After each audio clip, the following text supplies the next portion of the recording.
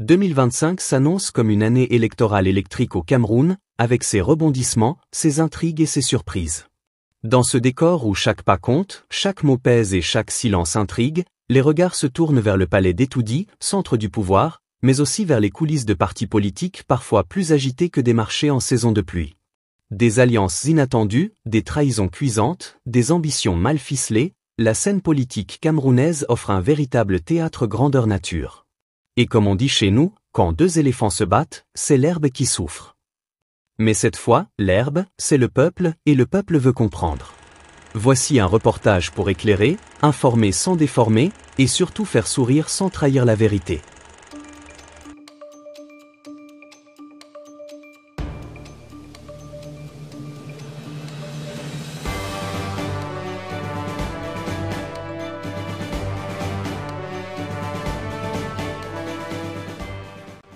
La presse nationale n'a pas attendu le gong officiel pour mettre le feu aux poudres. À 6 mois de la présidentielle, les spéculations battent leur plein, comme si l'élection avait déjà lieu demain. Les plumes affûtées, les micros en alerte, les caméras braquées, tout semble indiquer que la bataille d'Etoudi est lancée, bien que les listes officielles tardent encore à paraître. Et pour cause, la confusion règne en maître. Dans ce tumulte politique, certains noms reviennent comme des refrains populaires. Maurice Kamto, leader du MRC, est au cœur de toutes les interrogations. En 2018, il avait su créer la surprise, arrivant second derrière le président sortant. Mais aujourd'hui, sa situation est bien plus complexe. Sans parti officiellement représenté au Parlement, son avenir présidentiel tient plus du miracle que de la stratégie. Comme le dit un vieux proverbe, un coq sans poulailler chante mais personne ne l'écoute. La question demeure. Kamto pourra-t-il obtenir les 300 parrainages nécessaires pour se présenter en indépendant? Vous êtes sûr, c'est En face, Cabral Libye, jeune loup aux dents longues, se débat dans une guerre de paternité politique avec Robert Kona, fondateur de son propre parti. Une guerre fratricide qui fait les choux gras de la presse, chacun y allant de son titre accrocheur. Certains le disent affaibli, d'autres le croient capable de renaître de ses cendres. Mais comme dit un sage de l'Ouest, quand deux coqs se battent dans la basse-cour, le renard n'a qu'à bien regarder. Et ce n'est pas tout. L'Union des populations du Cameroun, l'UPC historique, n'est pas en reste. Une division presque génétique semble ronger ce parti depuis des années. Alors que Jean Baebek avait été désigné candidat, voilà qu'un autre courant soutient Dominikian. Une guerre de génération? De vision? Ou simplement de positionnement stratégique? Toujours est-il que dans cette cacophonie, l'électeur moyen a du mal à suivre le fil. Vous êtes sûr, c'est Dans les coulisses du pouvoir, certains parlent d'une réforme constitutionnelle. Une vieille rengaine qui revient comme la saison sèche après les premières pluies.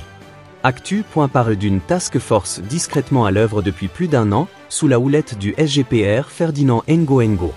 Objectif, revoir l'architecture politique du pays. Mais à quelle fin? Difficile à dire. Comme dit un proverbe bien de chez nous, le tam-tam qui va sonner la guerre ne se fabrique pas sur la place du marché. Et pendant que les querelles politiques occupent les unes, la gestion des fonds publics fait elle aussi parler d'elle. Infomatin révèle que plus de 145 milliards de francs CFA de préjudice ont été identifiés entre 2008 et 2024 par le Conseil de discipline budgétaire et financière. Des fautes de gestion à l'appel, pour un État qui peine parfois à financer ses priorités. Là encore, le peuple s'interroge, où va l'argent? Et qui paie la facture? Vous êtes sûr, c'est Vous êtes sûr, c'est La jeunesse, souvent qualifiée de « majorité silencieuse », observe. Elle veut participer, peser dans le débat, et surtout voter en conscience. Mais comment choisir quand les programmes se font rares, les discours sont vagues et les querelles prennent le dessus? L'enjeu est de taille, il ne s'agit pas seulement de choisir un président, mais d'imaginer un avenir. Alors que les réseaux sociaux s'enflamment, que les débats de bar remplacent parfois les conférences de presse, le citoyen lambda, lui, reste souvent sur sa soif. Soif de vérité, soif de vision, soif d'espoir. Et si 2025 était enfin l'année du réveil? Mais encore faut-il que les candidats sortent du flou, que les partis sortent du chaos, et que le peuple sorte du doute. Comme le dit un proverbe du Sud, ce n'est pas parce que le hibou ne parle pas qu'il ne voit pas. Les Camerounais voient, entendent et surtout, n'oublient pas. L'histoire s'écrit au quotidien, et chaque mot compte.